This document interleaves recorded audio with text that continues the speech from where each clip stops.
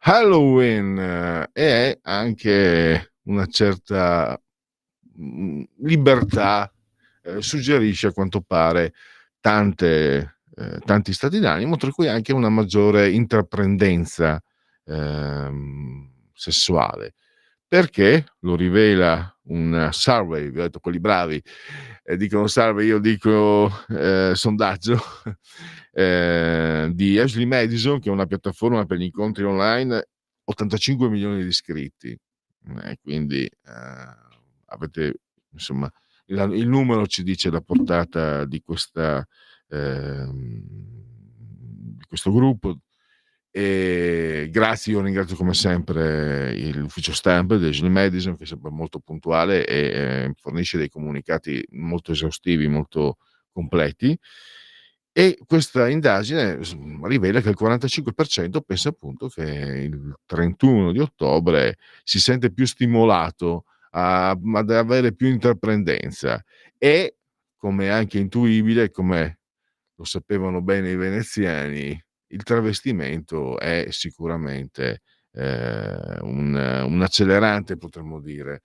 Allora, ne parliamo con la dottoressa Marta Giuliani, che è psicoterapeuta e socia fondatrice del SISP, la Società Italiana di Sessologia e Psicologia.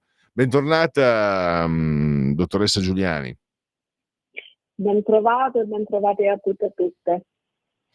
Ecco, io volevo partire da quello che a me sembra, poi lei naturalmente che completa quelle che sono le informazioni, quelle che sono le analisi. Mi sembra che il fatto del travestimento sia innanzitutto un travestirsi quando è permesso a tutti, un travestirsi come si vuole, perché dice quello, noi ci travestiamo ogni volta che usciamo di casa, ci travestiamo per stare in mezzo agli altri. In realtà però dobbiamo indossare l'abito che gli altri ci cuciono addosso, mentre quello di poter avere delle scelte che sono differenti, ecco come si arriva. Allora, io credo che il legame sia indissolubile, che il legame ci sia tutto, il travestimento e sentirsi più intraprendenti, più audaci, se posso usare questa parola. Ma come si arriva? Perché quali sono i meccanismi che vengono messi in moto dal travestimento, appunto, ammesso che io l'abbia detta giusta, perché può darsi che mi sbagli, se mi sbaglio comunque resta il fatto che ad Halloween le persone si sentono più stimolate, quindi parliamo sempre di quello, insomma. Prego. Sì, allora in realtà ha detto correttamente, nel senso che il travestimento è una formula che fa parte del gioco erotico.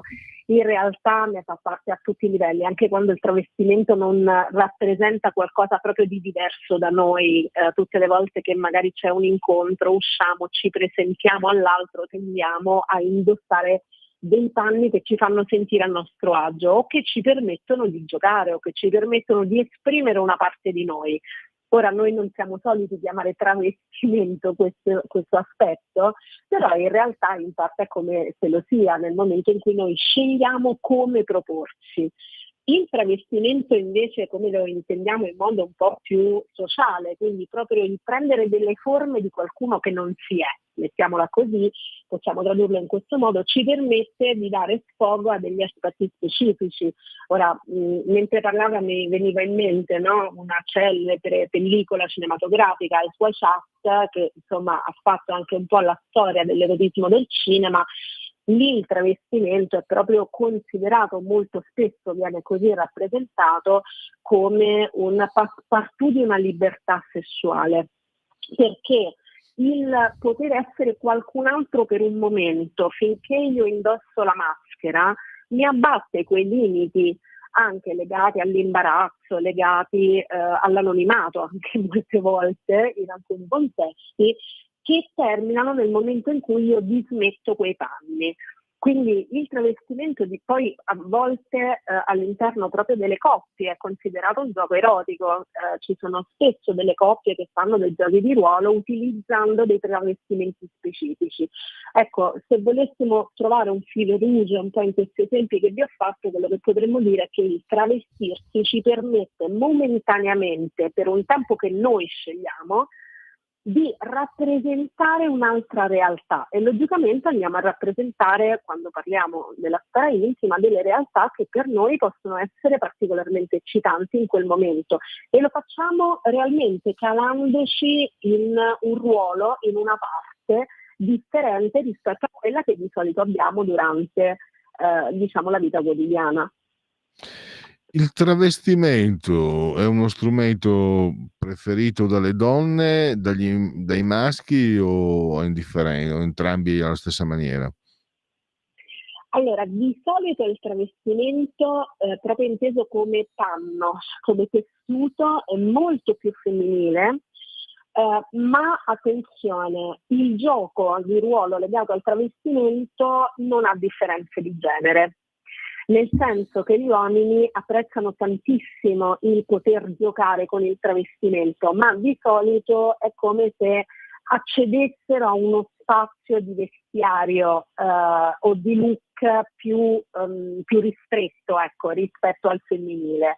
Il femminile varia, gioca un po' di più, sperimenta un po' di più, però questo non vuol dire, cioè poi sul lato del piacere in realtà è apprezzato allo stesso modo, però se noi immaginiamo anche, non lo so, il gioco di ruoli, molti giochi di ruoli che si possono fare, ora vedo anche un po' quelli che fanno parte del comunicato di Ashley Madison, dell'infermiere paziente, tra virgolette, nell'immaginario di tutti noi l'infermiera è donna e ha un determinato tipo di vestiario, il paziente non ha necessità di essere vestito in un determinato modo. Quindi forse quando cominciamo a parlare di questi aspetti bisogna distinguere il travestimento inteso come gioco della coppia da poi quelli che sono gli strumenti pratici che aiutano il travestimento, che possono essere oggettistiche piuttosto che vestiti.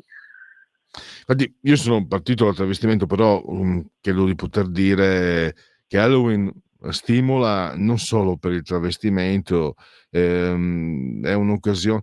Io ho trovato, rispetto a quando ero giovane io, nel C'erano i dinosauri, che non c'era un tempo questa concezione e percezione di Halloween, è diventato una specie di secondo carnevale, e credo che però innanzitutto è molto più breve, e poi porta con sé, mentre il carnevale è comunque semel in anno, licet insanire, è lecito impazzire, non porta con sé, porta qualcosa anche anche un po' di mistero, anche per esempio il rovesciamento, non so se sia corretto quello che dico, devo dire che vado un po' a tentoni.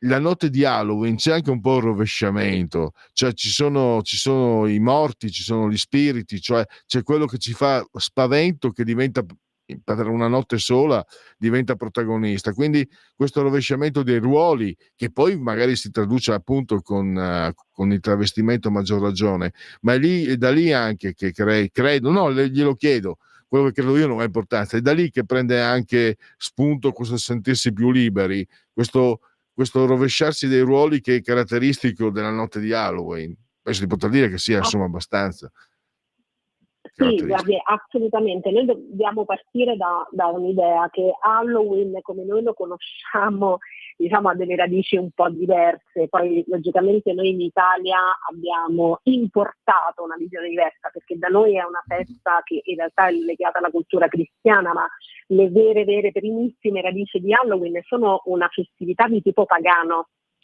Poi, infatti, nel corso degli anni noi abbiamo importato la visione più pagana della festività, e è una festività particolarmente interessante perché, come giustamente diceva lei, inverte il ruolo con cui di solito noi tendiamo ad accostare l'oscuro, la mortalità, le figure mitologiche legate alla paura, ai vampiri, no?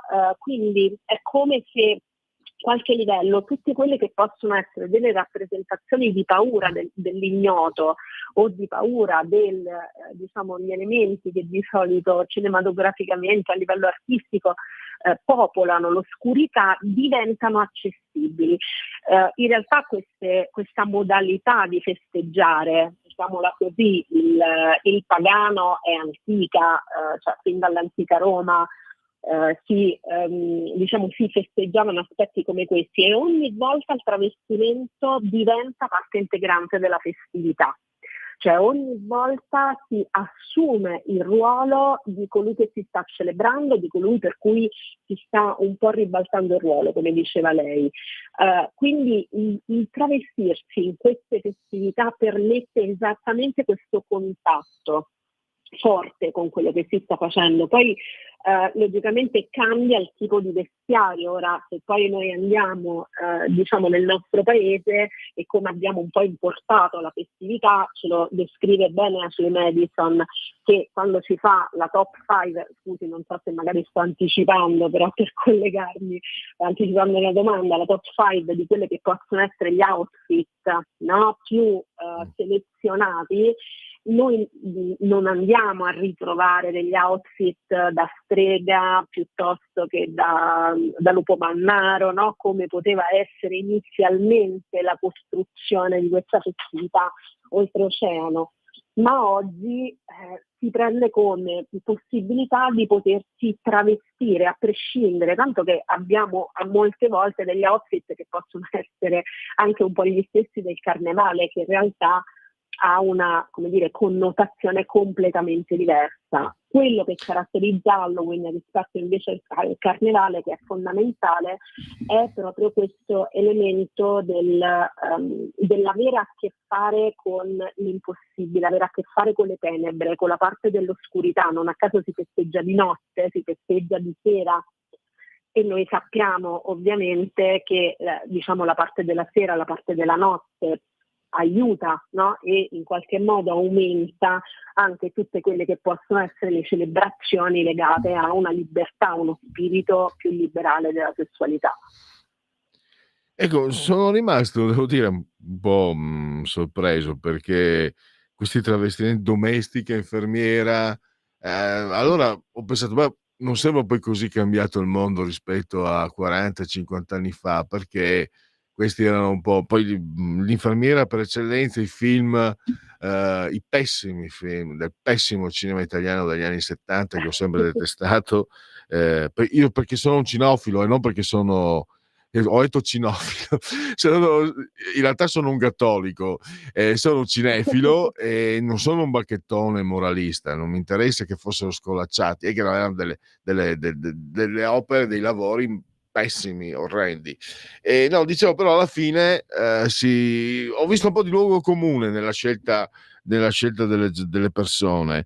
Magari mi aspettavo qualcosa di più, diciamo, nuovo, no? Un po' diverso. Invece la coniglietta di Playboy, la cheerleader, vabbè, forse in Italia meno, però siamo rimasti, almeno questa è la mia impressione, che parte anche naturalmente dal percepito che ho personalmente per la mia età. Beh, allora c'è da dire che l'immaginario, la fantasia erotica di alcuni ruoli, perché qui ovviamente quando andiamo a vedere gli outfit più sexy selezionati, stiamo parlando molto di outfit femminili, perché no, cioè, c'è la cheerleader, la coniglietta di Playboy, quindi stiamo sul femminile. In realtà nella rappresentazione della fantasia erotica sul femminile sono degli evergreen, cioè non tramontano mai queste immagini, perché sono anche continuamente in qualche modo stimolate dalle rappresentazioni mediatiche, pornografiche, comunque ancora sopravvivono. In effetti, giustamente, quello che lei dice è che diciamo, questi outfit possono essere letti nello stesso modo negli ultimi 20 anni. Tendenzialmente già 20 anni fa, se ci si travestiva in modo sexy, si poteva prendere l'outfit della coniglietta di Playboy. Probabilmente quello che sta cambiando oggi, più che la rappresentazione, è come viene fatta questa rappresentazione. Cioè i costumi stanno cambiando. diventano molto più audaci rispetto al passato, diventano molto più provocatori rispetto al passato. Quindi quello un po' che assistiamo è che ci sono delle fantasie che rimangono a livello sociale al di là delle generazioni, del superamento delle generazioni, ma vengono indossate ogni generazione in modo differente.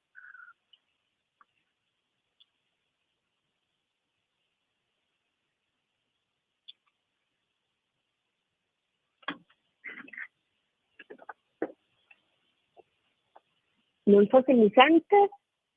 Pardon, come al solito, ormai Ok. sono sempre più. Sono. Dalle mie parti in Friuli si dice vecchio insiminit. Sbaglio sempre a tastare, ad accendere il tasto dell'audio. Ah, e No, non me ti ne preoccupare, per un scuso. attimo ho pensato che mi si fosse sconnessa a me la cuffia. No, no, no. No, era questo allora. Torno serio per quello che mi è possibile. Allora, Halloween, ma abbiamo visto anche nei suoi interventi, dottoressa, anche, non so, occasioni come Capodanno, eccetera. E stavo pensando, questa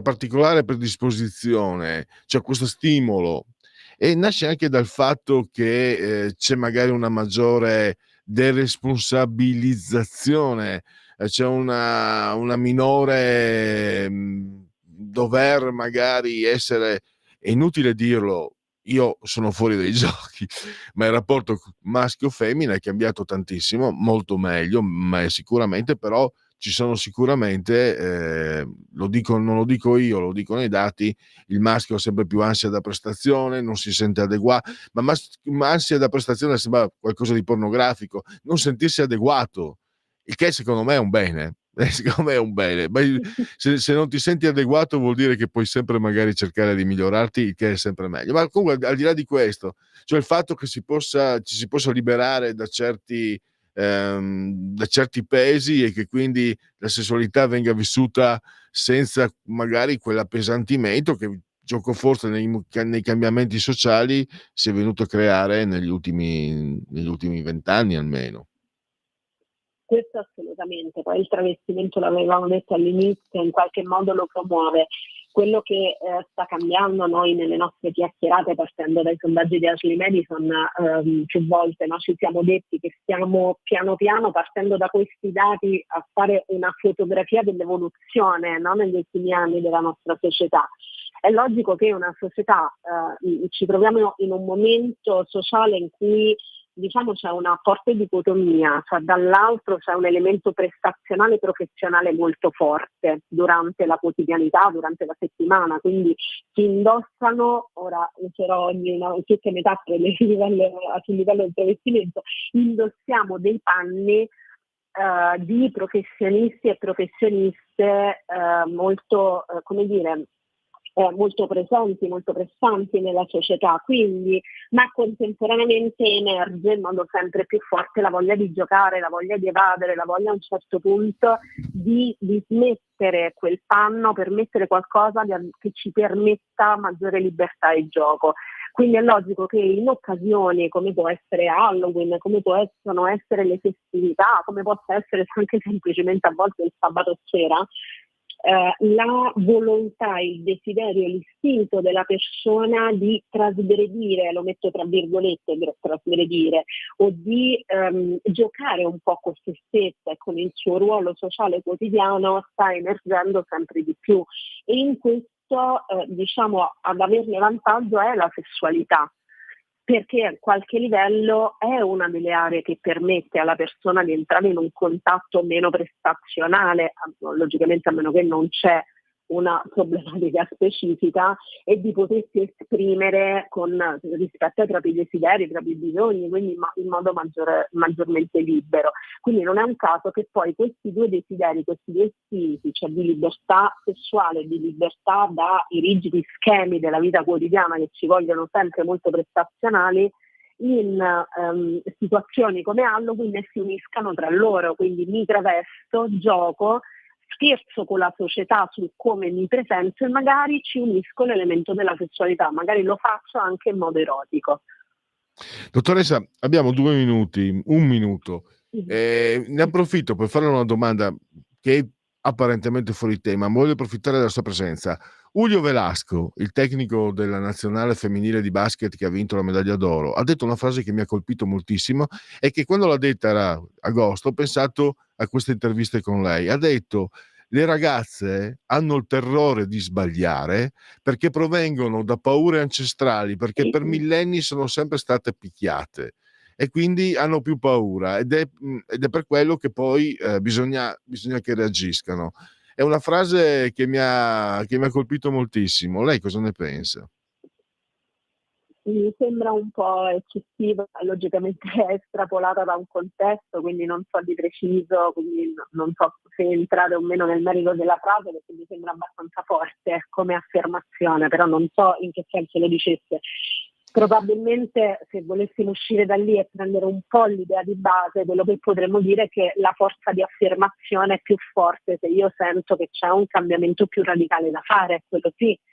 Quindi oggi sicuramente la donna sente di doversi affermare con più forza nel sociale rispetto al maschile, proprio perché sono dei diritti nuovi che si sentono sempre in bilico nella loro acquisizione. Collegarlo a una memoria emotiva storica individuale rispetto a una sopraffazione fisica mi sembra un po' eccessivo personalmente, ritengo. Benissimo, mi interessava proprio avere una sua opinione al riguardo. Intanto la ringrazio naturalmente l'ufficio stampa di Ashley Madison, grazie alla dottoressa Marta Giuliani, fondatrice del SISP, e a risentirci alla prossima occasione. Grazie ancora, dottoressa. Alla prossima, buon proseguimento.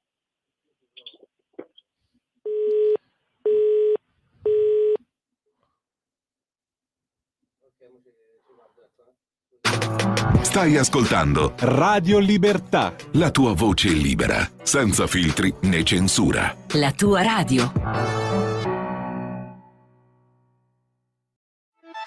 stai ascoltando Radio Libertà, la tua voce libera, senza filtri né censure. La tua radio.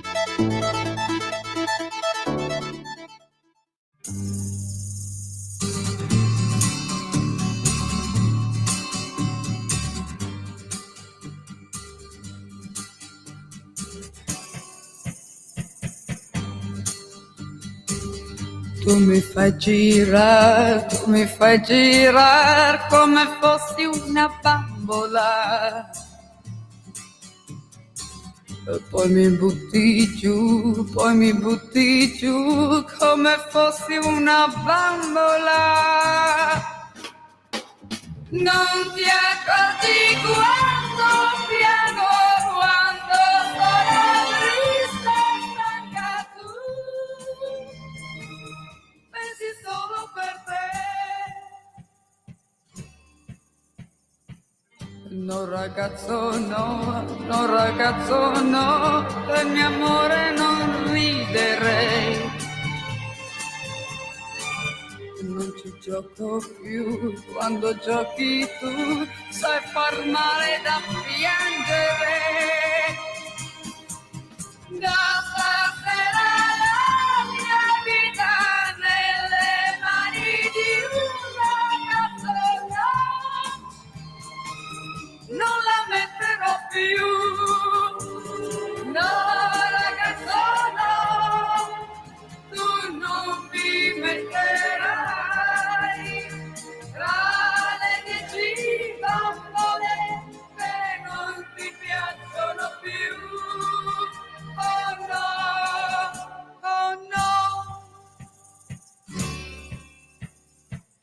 Tu mi fai girare come fossi una bambola. Poi mi butti giù come fossi una bambola. Non ti accorgi quando piango, quando sono triste pianga pensi solo per te.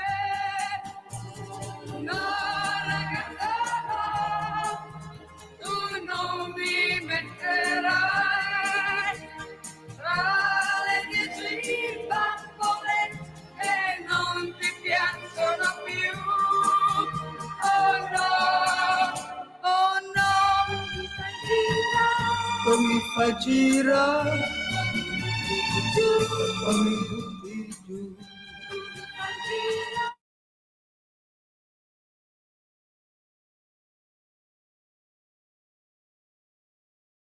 Eccoci sempre con Radio Libertà, in simultanea quando sono scoccate le 14.02, tra poco qui Parlamento e poi anche Segui la Lega. Intanto sono arrivati dei... Maurizio, no, mi fai arrossire.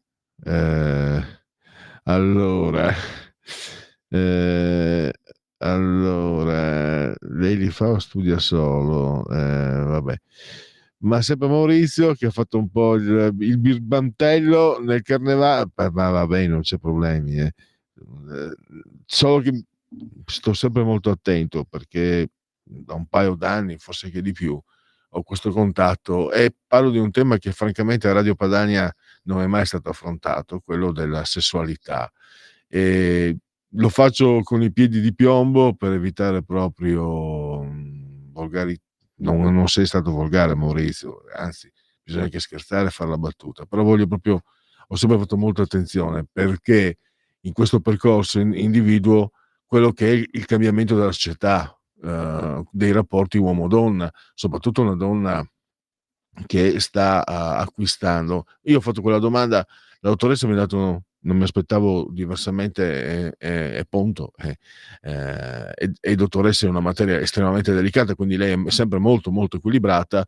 Io ero più invece convinto che la frase di Julio Velasco fosse abbastanza rivelatrice, chiedo scusa. E quindi mi aveva colpito. Lei è stata più prudente, quindi per quello ci tenevo insomma a far sì che le cose fossero il più, diciamo, misurate possibili. Nel carnevale ci si mascherava ed era possibile prendere in giro tutti senza condanna. Quando ero ragazzo al carnevale mi ricordo, però quello a un certo punto fu proibito perché c'è una cosa che non ho mai fatto perché la trovavo francamente una sciocchezza, quello di cospargere le persone di farina. Un po' mi dava l'idea, la mia matrice origine contadina, buttar via la farina con la quale si fa il pane non è proprio un bello spettacolo. Poi francamente la vedevo, a Pordenone lo facevano.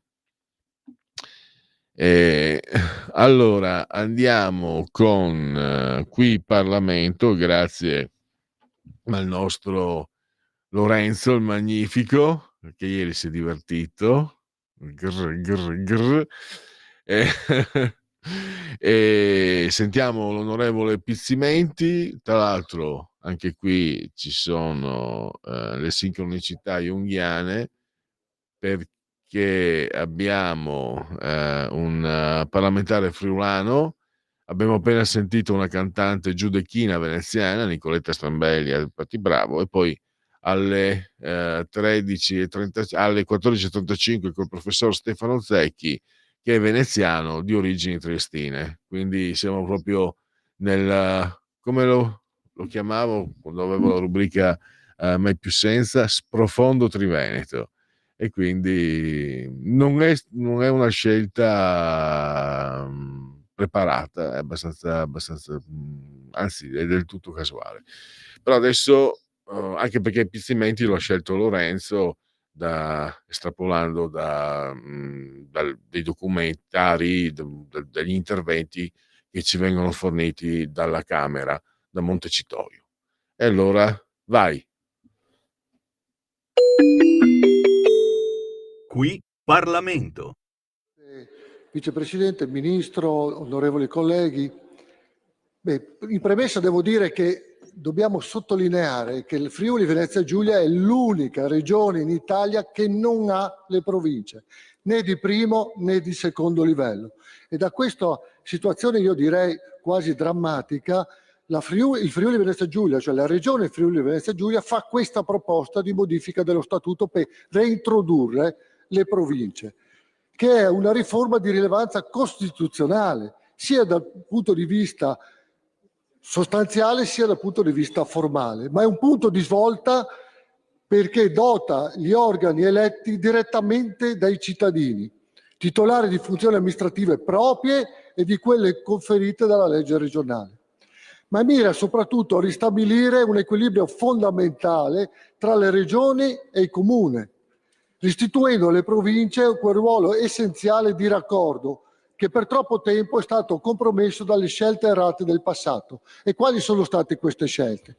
Quella dell'introduzione delle UTI, le unioni territoriali intercomunali, che è stato un grave errore di governance di fatto, perché non erano gestite, non esprimevano per gestire le funzioni di area vasta dopo la soppressione delle province. Si sono dimostrate di fatto inefficienti, scollegate dai territori, dalle esigenze reali dei cittadini e hanno aumentato lo stesso la spesa pubblica. Invece hanno anche frammentato, indebolito il tessuto amministrativo locale, appesantendo l'attività ordinaria della regione e frustrazioni tra i cittadini e l'amministrazione locale che non davano risposta a quelle che erano le esigenze del territorio. Questa struttura, priva di una legittimazione democratica diretta, ha finito per creare distanze tra i centri decisionali e le comunità, dimostrando la sua incapacità di rispondere ai bisogni concreti del territorio. In questo contesto, l'amministrazione guidata dal presidente Massimiliano Fedriga, col sostegno determinante della Lega, ha saputo agire con decisione e visione. La scelta di abbandonare le UTI e di reintrodurre le province in Friuli Venezia Giulia è stata una mossa coraggiosa, ma soprattutto necessaria. La Lega ha ascoltato i cittadini che da tempo chiedevano un ritorno a un sistema più partecipativo, trasparente ed efficiente. Le province infatti non sono semplicemente enti intermedi, ma veri e propri baluardi della democrazia locale, in grado di garantire una governance efficiente grazie all'elezione diretta dei propri organi e garantisce anche una visione complessiva di area vasta, non la semplice sommatoria di visioni di singoli comuni che la compongono. Il percorso di riforma avviato quindi è una vera e propria rinascita delle province come enti di area vasta, dotate di risorse e competenze adeguate. Questo processo si inserisce perfettamente all'indirizzo politico del governo, che ha riconosciuto la necessità di rivisitare la legge del Rio del 2014, la quale aveva privato le province della loro centralità istituzionale, riducendo a enti di secondo grado con competenze illimitate. L'esito negativo del referendum del 2016 ha definitivamente archiviato la prospettiva di una loro soppressione, aprendo la strada a una riflessione più ampia sulle necessità di ricostruire un assetto territoriale che funziona davvero. Esigenza espressa da diverse forze politiche con proposte di legge presentate sia dai gruppi di maggioranza sia di opposizione. E a livello regionale ricordo che al calcio e al Consiglio delle autonomie locali la reintroduzione è passata all'unanimità con solo 2 astensioni. Quindi non è stato un atto solo simbolico, ma una scelta concreta per garantire una gestione più efficace di democrazia sui territori. Prima di arrivare alla conclusione, volevo ricordare alcuni passaggi che ho sentito qui in aula e ribadisco quanto ho già detto, che, e questo lo ribadisco in particolare all'onorevole Colucci e al 5 Stelle in particolare, che il 14 maggio il Consiglio regionale ha votato, tralascio atteso, richiamata, eccetera, eccetera, che sono le premesse come tutti sanno, il dispositivo, tutto ciò premesso, esprime parere favorevole sulle proposte emendative approvate dalla Commissione Affari Costituzionali ai sensi del terzo comma dell'articolo 63 dello Statuto regionale. Per cui tutto quello che è stato detto non ha assolutamente nessun fondamento. Ricordo inoltre che più volte è stata citata la delibera della Cassazione che ha cassato quanto riguarda la Sicilia, che aveva proposto anche, il Consiglio regionale aveva proposto la modifica la reintroduzione delle province, ma l'aveva reintrodotto con legge ordinaria, e quindi non poteva reintrodurle. Quindi la Regione Friuli Venezia Giulia giustamente ha intrapreso la strada della variazione dello statuto che ha valenza costituzionale, per cui quello che stiamo facendo è perfettamente in linea di quanto previsto sia dalla legge costituzionale sia dalla legge statutaria della Regione Friuli Venezia Giulia. Quindi vado a concludere. Le riforme delle province sostenute con forza dall'amministrazione Fedriga e dalla Lega rappresenta una risposta concreta alle inefficienze generate dalle UTI e un passo fondamentale verso il rafforzamento dell'autonomia locale. Il Friuli Venezia Giulia si pone quindi come modello virtuoso di buona amministrazione, capace di ascoltare il territorio e di agire per il bene comune. Chiudo veramente dicendo che ed è giusto che in questa riforma e in questo momento non vengano messe all'interno della legge costituzionale che andiamo a approvare le funzioni che vengono attribuite alle province, perché sennò avrebbero modifiche di rango costituzionale. Se dovessimo aggiungere o modificare queste funzioni sarebbe da ritornare di volta in volta a livello parlamentare con la doppia approvazione, per cui diventerebbe un iter molto più complesso, molto più complicato, molto più lungo, ed è giusto che vengano invece dedicate le funzioni da parte della regione alle province per quelle che sono le necessità del territorio e dei comuni. Grazie.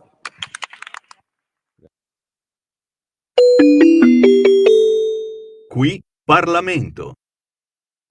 Un nuovo modo per sostenere la tua radio. Visita radiolibertà.net. Ti basta un click e potrai versare il tuo contributo volontario direttamente online. Potrai donare con ogni tipo di carta di credito, anche prepagata. Ti aspettiamo online su radiolibertà.net. Sostieni la tua radio con il tuo contributo volontario. Radio Libertà. La tua radio. Diamo voce alla nostra gente.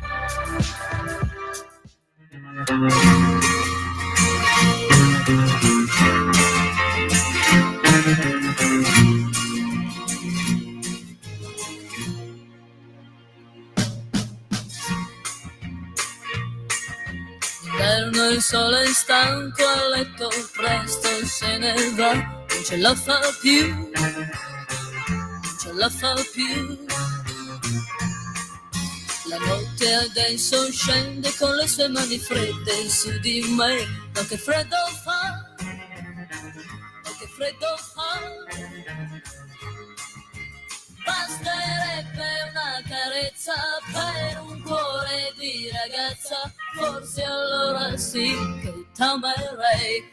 Cos'è la vita senza l'amore? È solo un albero che foglie non ha più, e senza il vento, un vento freddo, come le forte le speranze butta giù. Questa vita cos'è se manchi tu? Sento una farfalla che sui fiori non vola più, che non vola più, non vola più. Mi son bruciata al fuoco del tuo grande amore che si è spento già, ma che freddo fa, ma che freddo fa. Tu ragazzo mai delusa, hai rubato dal mio viso quel sorriso che non tornerà. Cos'è la vita senza l'amore? È solo un albero che foglie non ha più, e senza il vento, un vento freddo, come le forte le speranze butta giù. Questa vita cos'è? E manchi tu. Non chiami più, che freddo fa.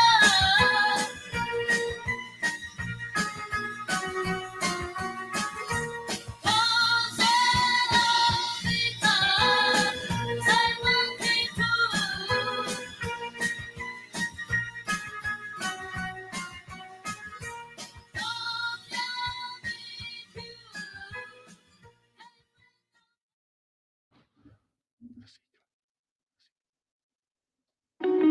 Segui la Lega è una trasmissione realizzata in convenzione con La Lega per Salvini Premier.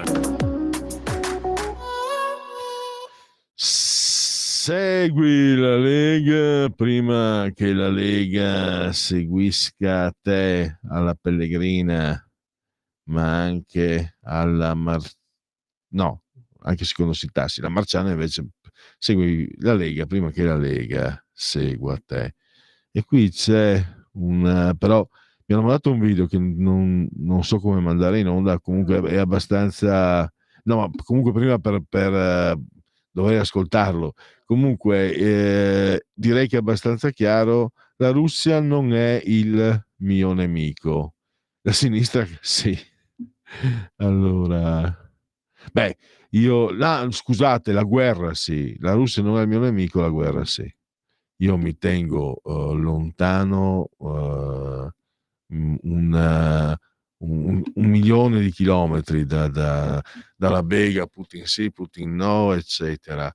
E trovo vergognoso che però, come hanno fatto a sinistra, cioè hanno boicottato, hanno censurato la Russia proprio, gli scrittori russi. Vi ricordate, c'era il corso su questo scrittore e l'amnesia dell'età, e Dostoevskij. C'era questo corso e lo hanno rimosso, e c'è stato addirittura una caccia al russo. È una cosa vergognosa, disgustosa, una cosa anche perché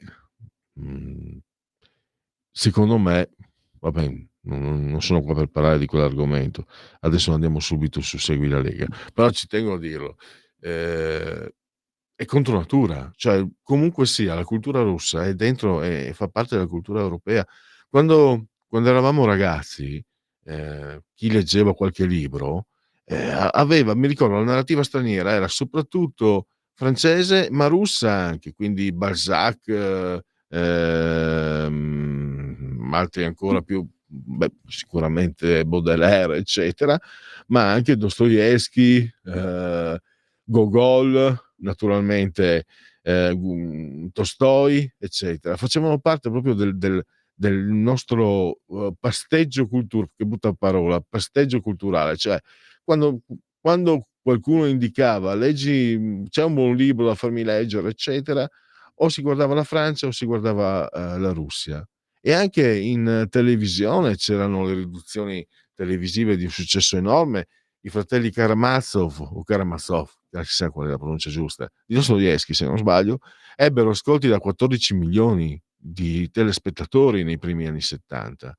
E quindi questa pulsione antirussa l'ho trovata molto razzista, molto bieca, molto infame, molto autolesionista. Questo sotto questo punto di vista concordo con il contenuto del video, che poi dovrei sentirlo prima ma non c'è la possibilità. Allora, sono sul sito legaonline.it, scritto legaonline.it, e tante cose si possono fare su questo sito. Intanto firmare, fai sentire la tua voce, difendere i confini non è reato, non è un reato, hashtag io sto con Salvini. E poi potete leggere l'Instant Book di Matteo Salvini, mi dichiaro colpevole di aver difeso l'Italia, richiesti 6 anni di carcere per Matteo Salvini nel processo Open Arms. Se non sbaglio il 20 dicembre è prevista la sentenza. Io sono andato, mi ricordo, chiedo ancora scusa ai miei 37-38 ascoltatori, perché avevo detto il giorno del giudizio, venerdì quell'altro, insomma, invece no, c'era l'udienza, che poi porterà dopo, avete sentito Giulia Bongiorno, ve l'abbiamo fatta sentire in diretta, abbiamo fatto sentire tutto integrale l'udienza, poi alla fine si arriverà alla sentenza. Io ho letto il 20 di dicembre. Poi abbiamo la campagna tesseramento 2024, iscriviti anche tu nelle piazze e in rete. È molto facile, è semplicissimo, anche da questo sito. Si versano 10 euro, le si possono versare anche usando PayPal, senza nemmeno vi sia nemmeno la necessità che siate iscritti a PayPal. Poi il codice fiscale, gli altri dati richiesti, e infine vi verrà recapitata la magione per via postale. Ma se di mezzo ci sono Poste Italiane, io mi permetto di raccomandare ampi gesti apotropaici, profondi, calorosi alle femminucce, ai maschietti e a tutti i sessi previsti, anche quelli non previsti, perché io sono molto inclusivo, la tessera Lega Salvini Premier. Poi il momento di autodeterminazione civica, mi piace chiamarlo, il 2 per 1000, il tuo sostegno vale il 2 per 1000, una scelta libera a difesa dell'Italia in Europa. Allora, lo sapete, lo ripeto sempre, è un mantra questo. Quei soldi sono nostri. Non è degno, secondo me, mi permetto di dirlo, ci sono sicuramente le sue buone ragioni, perché ogni aspetto dell'esistenza ha i suoi motivi, in fisica, in biologia, nella politica, nell'economia, in tutto. Uno Stato liberale non dovrebbe prevedere questa situazione, non sono soldi nostri, però tu Stato te li tieni, e però io ti posso perlomeno indicare dove spenderli. È una cosa un po', mi sembra molto italiana, perdonate la retorica, però sta di fatto che c'è, e quindi usiamo questa possibilità. Naturalmente questo è un redazionale della Lega, e naturalmente ci mancherebbe altro, noi vi diamo con grande gioia l'indicazione per la Lega, il 2 per 1000 per la Lega, una scelta libera a difesa dell'Italia e dell'Europa. E il 2 per 1000 si indirizza alla Lega scrivendo D43 nella tua dichiarazione dei redditi. Non ti costa nulla, scrivi D43, D di Domodossola, 4 le stagioni, 3 il numero perfetto. E poi abbiamo adesso le apparizioni radio-televisive di loro, gli eroi della Lega, i suoi politici. Allora, abbiamo Massimo Bitonci, sottosegretario all'impresa, oggi pomeriggio alle 17:15, rubrica Economia di Sky TG24. Isoradio alle 19:15, Claudio Borghi, quindi che partecipa anche sempre qui alle nostre trasmissioni. Comunque 19:15 oggi pomeriggio Isoradio.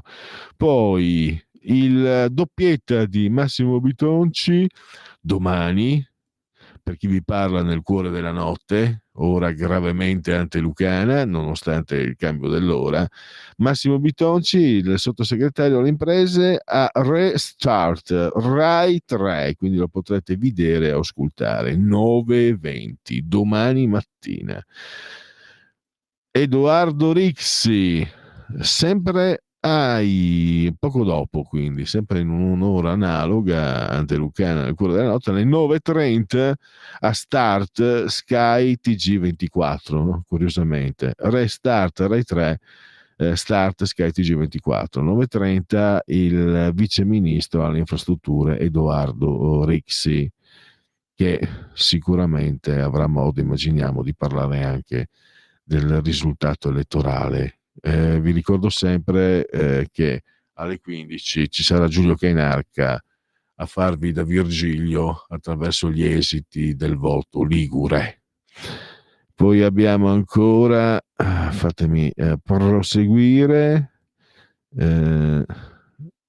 qui mi sto perdendo, no basta, allora direi che Edoardo Rixi è l'ultimo intervento previsto da questo calendario, e quindi Segui la Lega può dirsi conclusa. Sa suffi, e non c'è sigla, giustamente. Io penso sempre che ci sia e mi sbaglio sempre. Andiamo a fare, vediamo se ci sono aggiornamenti.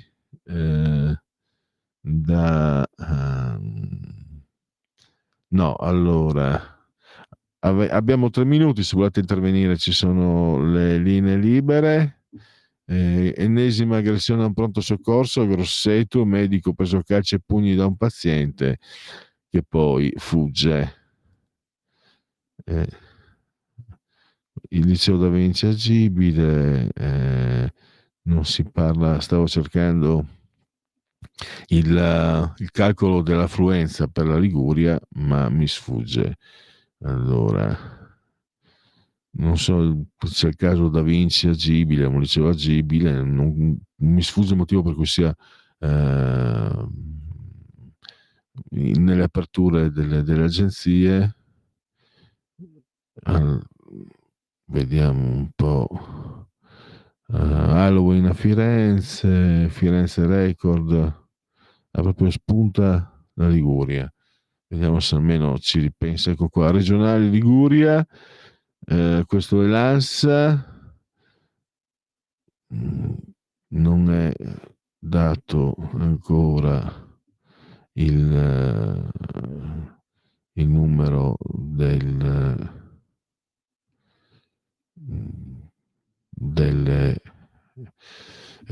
degli elettori, chiedo scusa, sto un po'. Poi volevo anche dirvi che domani manderemo in onda al posto di che giorno è, poi ci saranno conferme, ma ci sarà un'intervista di Giulio Cainarca a Genchi. Genchi era, vi ricordate il caso in Calabria, ancora ai tempi dell'ex sindaco di Napoli, che era magistrato all'epoca. Giulio aveva seguito molto da vicino quel caso. Genchi era un consulente informatico della procura, quindi un esperto di informatica, adesso esercita il mestiere invece di avvocato, e c'è un'ora e un quarto di intervista proprio per parlare di questa nuova bomba che è venuta fuori, tutti spiati, tutti con i conti, con le proprie, diciamo, le proprie cose riservate, scandagliate. In questo caso addirittura erano uomini dello Stato che spiavano anche cariche dello Stato. Quindi molto molto sul tema, molto interessante. Tra l'altro poi ve lo anticipo già che ci sono, sempre poi sarà oltre la pagina con Silverio Allocca, che parleremo invece dell'attacco di Israele all'Iran con gli USA che sono lì a fare un po' da convitato di pietra. E poi la terza pagina domani sarà con Vito Coviello, uno scrittore, lui si autodefinisce ciecato di Matera, anche un grande sostenitore di Radio Padania e Radio Libertà. Adesso andiamo all'intervallo, tra poco con Stefano Zecchi. Di stile e stiletto, la disarmante voce della semplicità, in una visione soggettiva e femminile della realtà, con disincanto, crudezza, dolcezza e poesia. Le Armelline della Pesca, con Luisella Pescatori, detta La Pesca, ogni mercoledì alle ore 15:30, su Radio Libertà, la tua radio.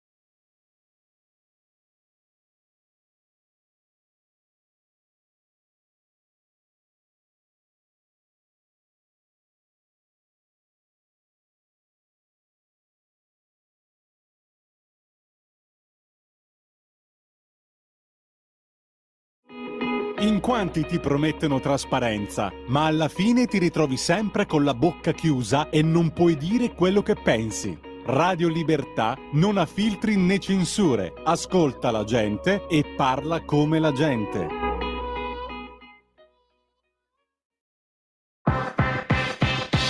Per interagire con Radio Libertà, inviaci un messaggio di testo, audio, video al nuovo numero dedicato a te 340 6709 659 340 6709 659. Rimani connesso con Radio Libertà, la tua radio.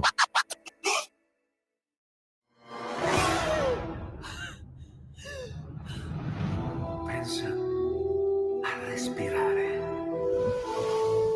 Ora abbandonati. Che cosa vedi? Luce, oscurità, l'equilibrio. È tanto più grande. È stato un risveglio. Hai sentito? Conosco una sola verità.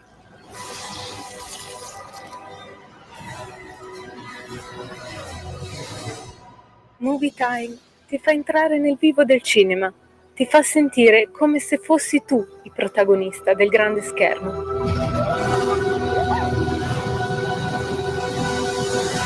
Ogni sabato dalle ore 16.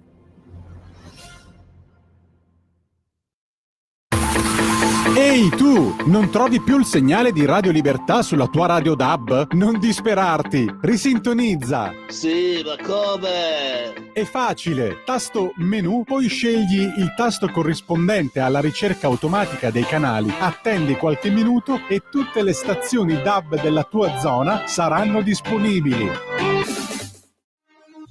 Porta con te ovunque Radio Libertà. Scarica la app per smartphone o tablet dal tuo store o dal sito radiolibertà.net. Cosa aspetti?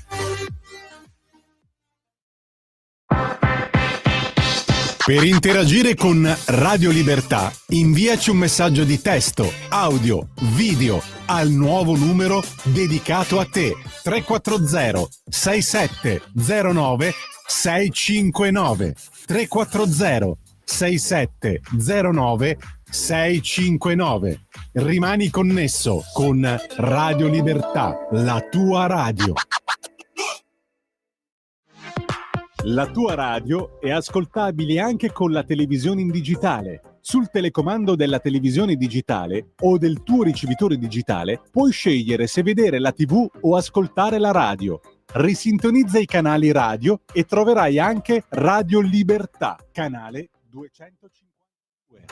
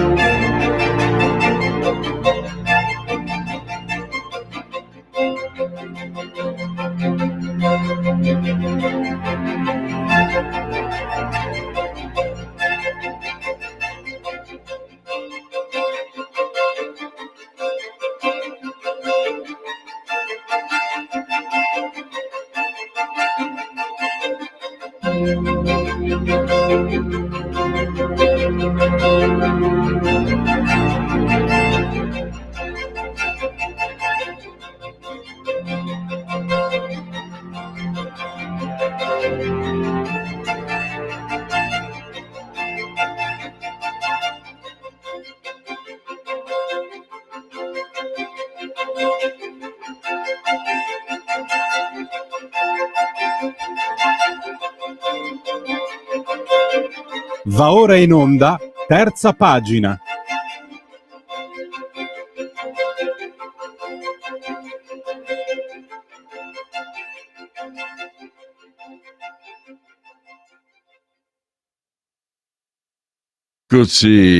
Eccoci con la terza pagina, come vi avevo preannunciato parleremo di resurrezione, l'ultimo romanzo del professor Stefano Zecchi, che in questo momento non è raggiungibile al telefono.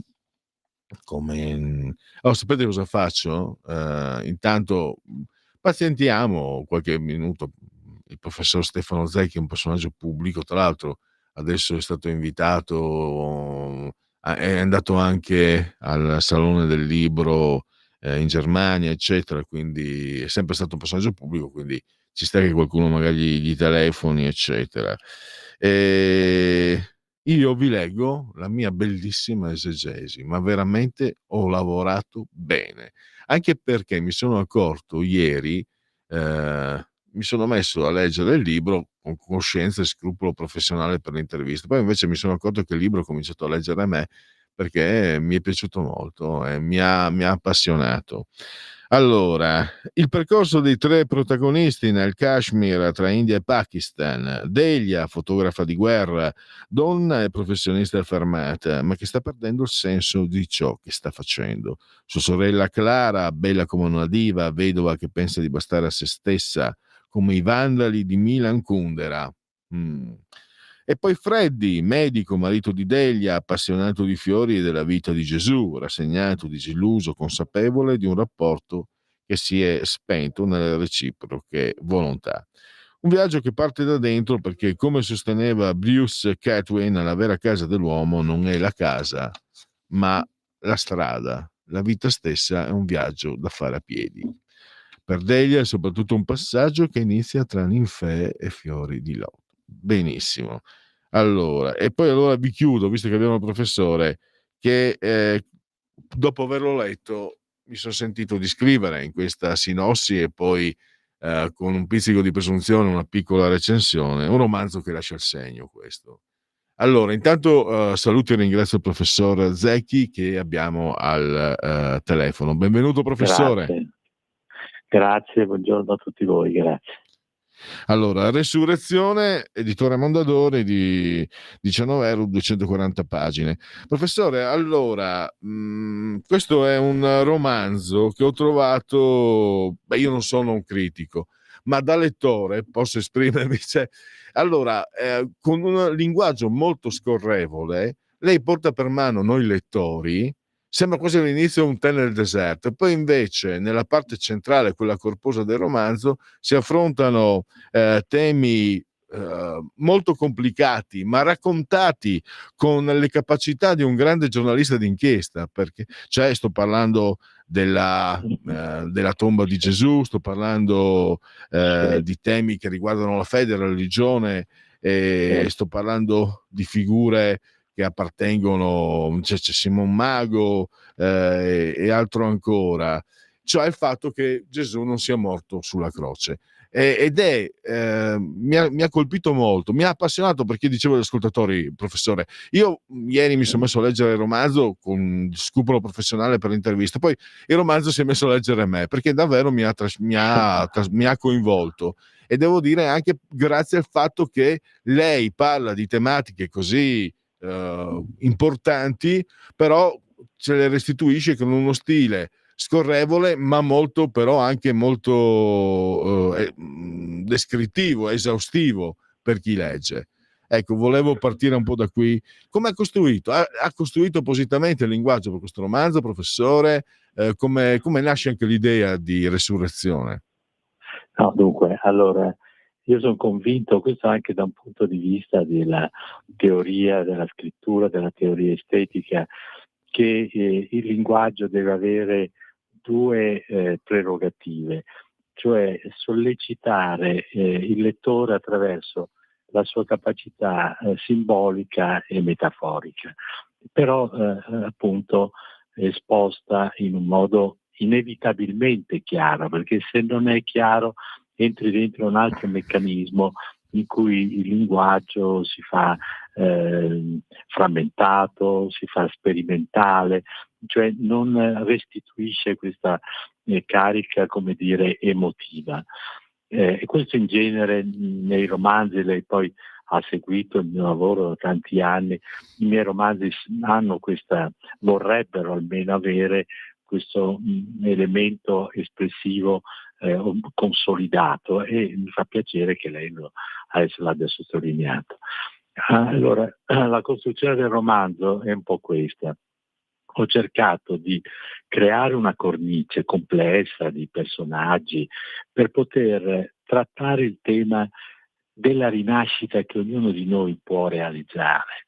Ecco, l'elemento, diciamo così, di riflessione sulla vita di Gesù è l'occasione e il fondamento nello stesso tempo. Ognuno di noi ha sempre il problema di ritrovare nella propria interiorità quella carica, quella forza di poter rinascere, di poter restituire un senso più profondo alla propria vita. E così i tre personaggi, come dice lei, sembrano quasi tre personaggi da te nel deserto, che si trovano per una serie di circostanze insieme a Srinagar, nella capitale del Kashmir, ognuno con una propria identità, realtà e visione della situazione. La fotografa Delia cerca di rinascere nel suo lavoro, che ha perso creatività, e quindi cerca di entrare in Pakistan per fotografare le drammatiche scene di guerra, di terrorismo che noi conosciamo. La sorella, giovane, più giovane, molto bella, ha perso il marito che era più anziano di lei, che la trattava un po' come una figlia, si è spaesata e cerca anche lei una nuova forza esistenziale che troverà nell'altro senso dell'eros. Terzo personaggio, che è il marito di Delia, che sembra casualmente capitato lì, un medico, un cardiochirurgo, e ha questo hobby della storia di Gesù. E lì si trova proprio nel mezzo di una vicenda che non avrebbe mai immaginato, molto più grande di lui, e che lo aiuta a riflettere finalmente in profondità su chi è Gesù. E ne salta fuori una figura profondamente umana, profondamente legata all'amore per il prossimo, e credo anche di essere riuscito a mettere in luce che alla fine sarà solo il dialogo tra le diverse religioni della terra che potrebbe portare la pace tra gli uomini della terra. Ecco, questo è un po' l'impianto che ho costruito per il romanzo. È un impianto che è anche appassionante, cioè è coinvolgente e appassionante, non è solo di approfondimento. Quello mi è piaciuto, uno degli aspetti che mi è piaciuto. E lei non ha è un romanzo, e qua c'è anche, non voglio spoilerare niente, chiedo scusa a tutti per la parola spoilerare, ma anticipare nulla, non voglio anticipare nulla perché non si deve, però non ha voluto risparmiare, anche ci sono, diciamo, c'è un colpo di scena, io glielo dico professore da lettore, spero che gli ascoltatori non lo capiscano. Io sono rimasto male. Cioè, quando è arrivato, sai che mi sono commosso. E non è, ed è un sentimento che fino a quel momento non era previsto in quel romanzo. E questo devo dire che arricchisce ancora di più questa proposta, questo suo romanzo. Ma insomma, sa com'è. Adesso io non sarei neanche capace fino in fondo a giudicare me stesso, perché cerco sempre di fare meglio, è ovvio, come cercano, penso, di fare tutti quando si mettono, diciamo, in un'attività professionale. Ecco, un romanzo, a differenza dei saggi che hanno più bisogno di una lettura tecnica e scientifica, un romanzo deve toccare tante corde, quello dell'emotività, quello della curiosità, quello dell'appassionarsi alla vicenda. E se sono riuscito sono veramente felice, anche perché il cuore, che poi è un cuore che ha una armonia insieme ad altre vicende, proprio come la vita di una persona, che sì, è il cuore, è il cervello, è la sua emotività, insomma. È certamente questo fatto storicamente e anche criticamente, teologicamente studiato, cioè che Gesù crocifisso non è morto sulla croce, ma è riuscito poi a riprendere quel viaggio in India che forse aveva fatto fin da bambino, perché noi conosciamo che cosa?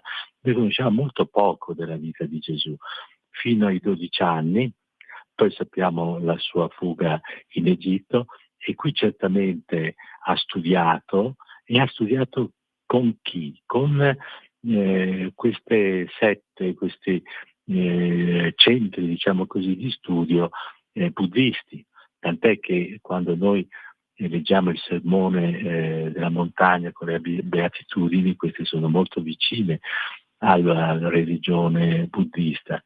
Poi da 12 anni in poi cosa ha fatto Gesù? Questo è il punto. Da 12 anni era già molto colto, perché quando parla al Tempio con i saggi, loro si stupiscono di questa sapienza.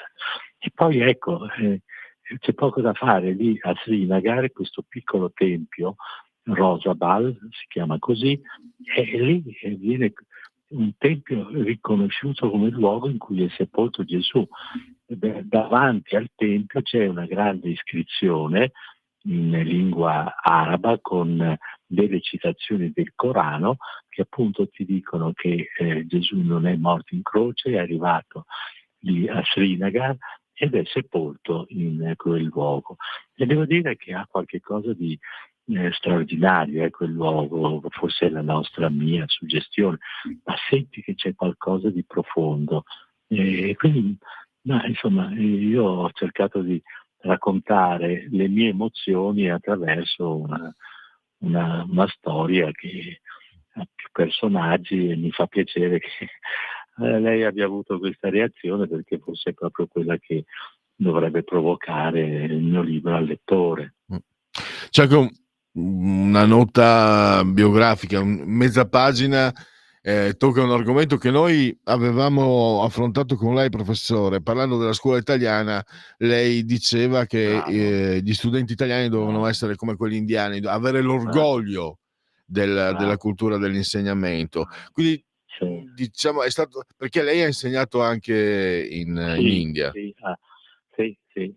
Ma no, si ricorda bene, perché questo io poi l'ho cacciato dentro, perché poi la mia piacevolezza nello scrivere è anche poi inserire degli elementi leggeri nella descrizione di riflessioni, poi spero profondi nella loro concettualità.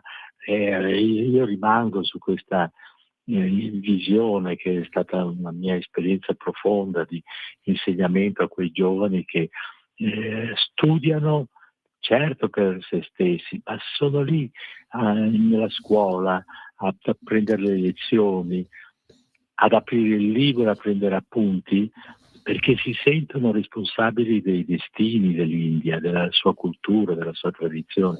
E questo, diciamo così, nel romanzo era importante per eliminare quell'idea che abbiamo noi occidentali di forte individualismo competitivo, che in quel mondo non c'è. Ed è un mondo in cui appunto Gesù ritrova il senso della sua predicazione.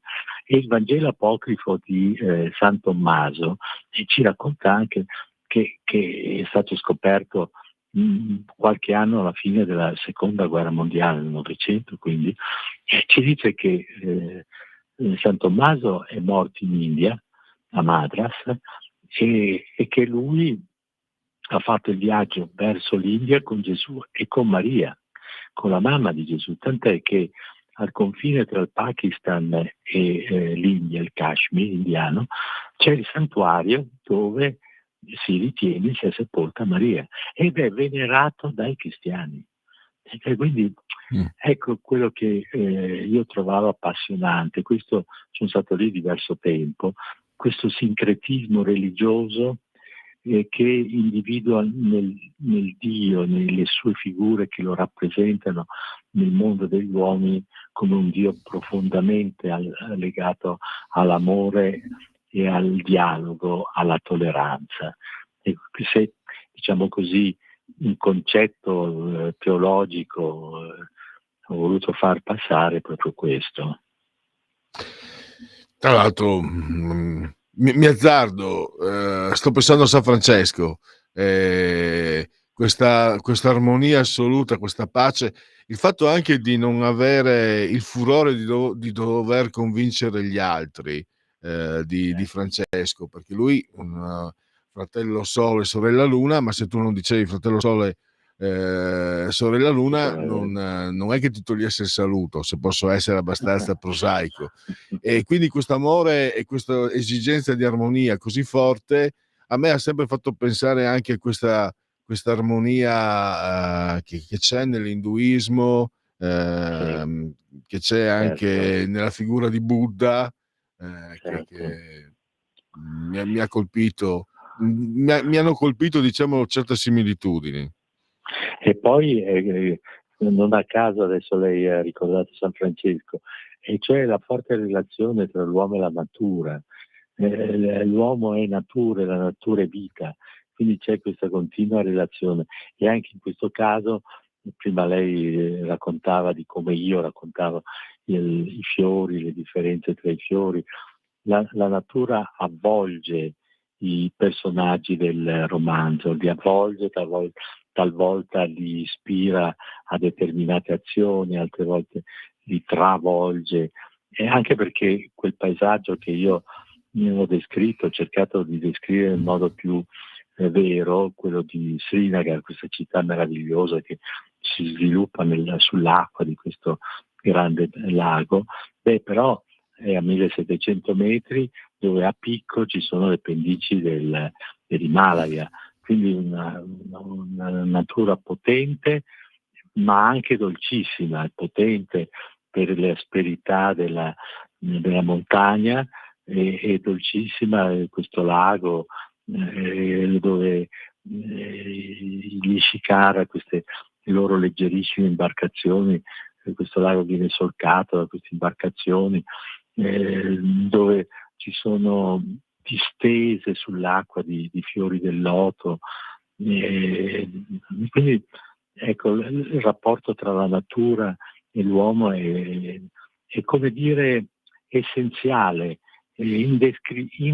inscindibile, e che questo fa parte appunto del romanzo, quasi di un altro personaggio che è la natura, che lega le storie dei diversi protagonisti. E allora siamo alla conclusione, voglio ricordare ancora Resurrezione, editore Mondadori, €19, 240 pagine, lo trovate anche in tutte le librerie e naturalmente anche online. L'autore Stefano Zecchi, abbiamo avuto veramente il piacere di ascoltarlo, e a risentirci, professore, grazie di tutto. Grazie a voi, grazie dell'amicizia, a presto e buon lavoro. E andiamo allora alla conclusione. Voi sapete che sono paresiarchico, quindi quello che ho detto del libro è quello che... Tanto non riesco sempre a leggere tutti i libri necessariamente, perché alcuni tante volte non mi arrivano, né fisicamente né in PDF.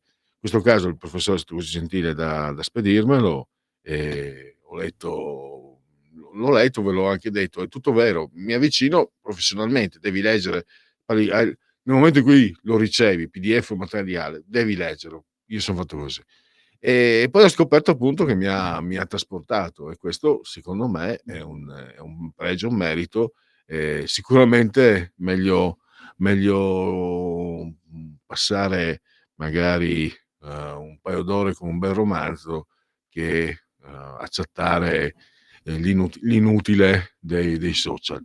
Basta, stop, allora chiudo. Giulio Cainarca per voi per la Liguria, e ringrazio Lorenzo il Magnifico e ringrazio tutti voi. Miau.